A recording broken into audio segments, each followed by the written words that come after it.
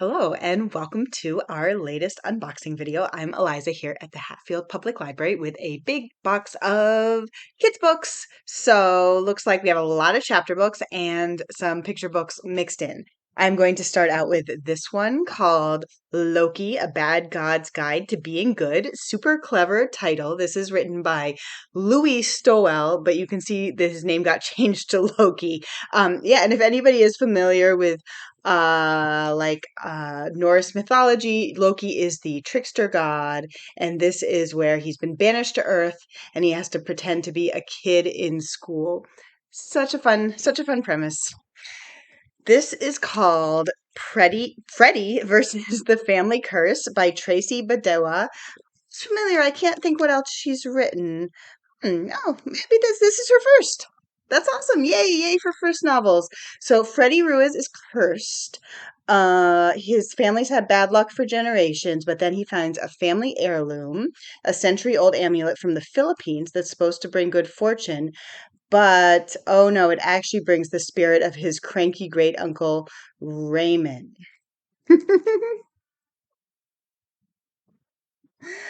Okay, so this one's called In the Key of Us by Mariama J Lockington. I really love this cover with the two kids and the double kayak just like lazing around. It's very reflective.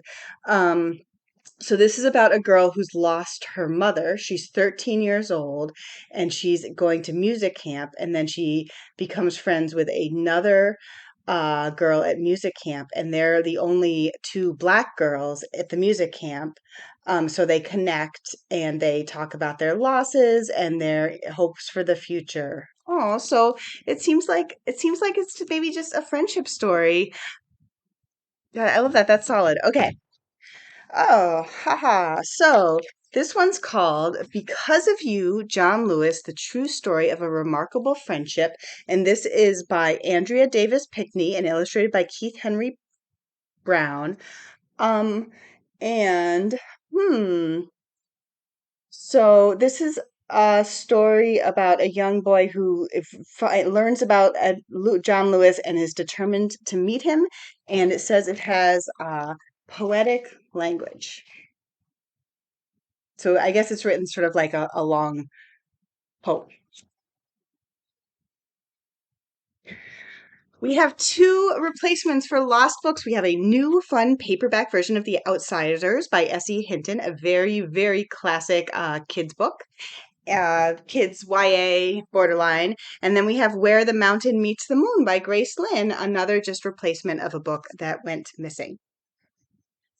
We have Something Happened to My Dad, a story about immigration and family separation. Now I feel bad because I said that in a really excited voice, and I realized this is actually a serious book because it's about a girl whose dad gets taken away by ICE, and this is by Hazzard and Vivianne Aponte Rivera, and it's illustrated by Gloria Felix. You can see from the cover.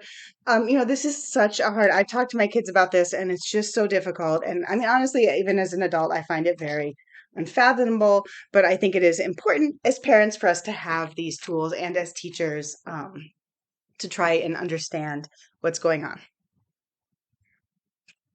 Lizzy and the Cloud. This is by the Fan Brothers. Really love just the very simple illustration here.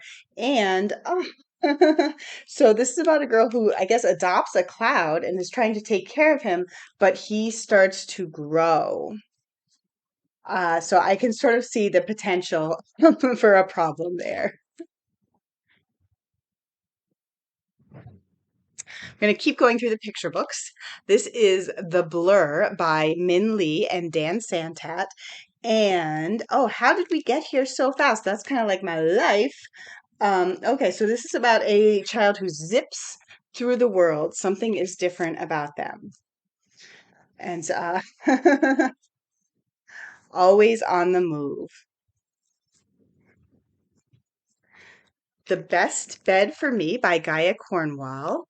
Who wrote Jabari Jumps? I think I've talked about how much I really love Jabari Jumps and how it inspired me to jump off the diving board, or actually to dive off the diving board and be brave. And so this is about a kid who doesn't want to go to bed. Hey, who has ever had one of those? Maybe this one will inspire my children to go to bed. Ooh, I love this picture.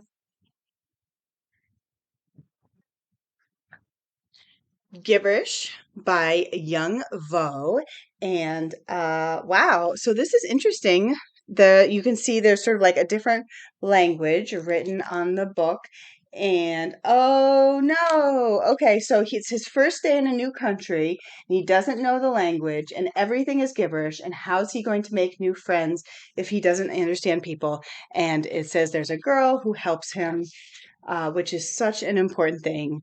And I really like the setup between the people and then him feeling like everybody is just very, very foreign, and he can't understand what's going on. I think that's another thing that's sort of hard for kids to understand, like what it would be like if they haven't experienced it themselves. How to Hug a Pufferfish by Ellie Peterson. I We have a bunch of like how to hug something that's difficult to hug, like porcupines, and I think there might even be another pufferfish one, but it's so important. I don't know. I mean, hugging is like such a tricky thing because sometimes people need hugs, but sometimes they don't want hugs. Um, yes, and it's here it says pufferfish would like to be asked for a hug first, so definitely like very clear, like you need consent for a hug. Okay, I'm going to do a few more chapter books. We have The Last Mapmaker by, oh no, the name's blocked. Let's see. Do to do, do to do. Oh my gosh, there's a map. Wait, did I miss the cover page? That's so weird. Look. Oh, okay, here it is. Christina Soontornvat.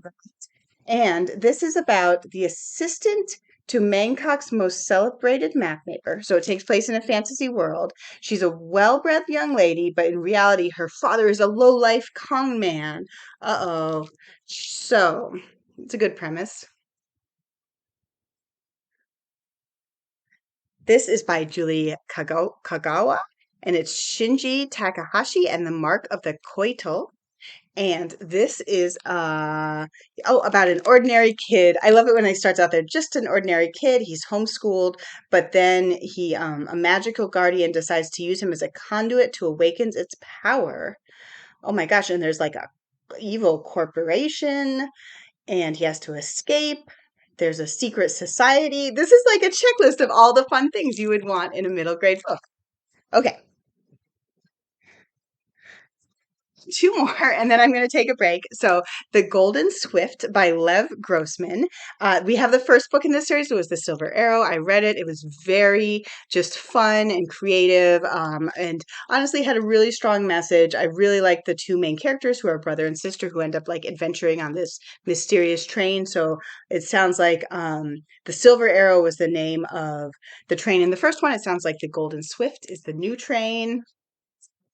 And then last we have Skandar and the Unicorn Thief by A.F. Steadman. Ooh, huh. Soar into a world of heroes and unicorns. Skandar Smith has always, so this is definitely like fantasy set in another world. There's unicorns. There's a kid who's like studying unicorns and wants to become a unicorn rider, but things go wrong. Then a mysterious figure comes. Uh, and then he has secrets. Everybody's just always having secrets. Okay. That is it for now, but I will be back soon with more and have a good day.